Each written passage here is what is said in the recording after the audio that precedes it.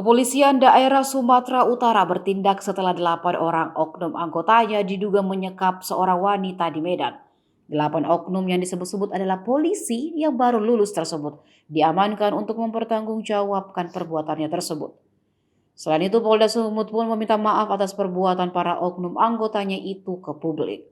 Korban penyekapan adalah seorang perawat rumah sakit Bandung bernama Wanda di sebuah hotel. Kabid Humas Polda Sumut Kombes Hadi Wahyudi menjelaskan, lebih dari 5 polisi baru lulus itu diamankan dan hingga saat ini masih diperiksa. Polda Sumut mengakui kalau polisi baru lulus bernama Bribda Tito kabur dari barak atau asrama tanpa izin. Bahkan ia kabur untuk mabuk-mabukan dan main perempuan. Ia menerangkan setelah kabur dari barak, pergi ke tempat hiburan malam bersama 3 teman wanitanya.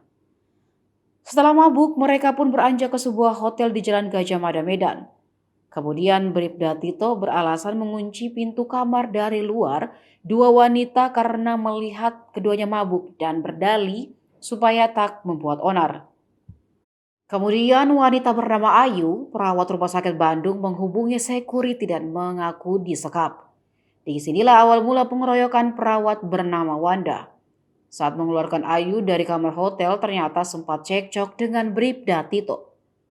Tak terima Ayu dikeluarkan dari kamar hotel, Bribda Tito mengabarkan ke teman-teman seangkatannya melalui grup WhatsApp. Kemudian beberapa personil datang dan mendatangi rumah sakit Bandung mencari perawat dan security yang mengeluarkan Ayu dari hotel.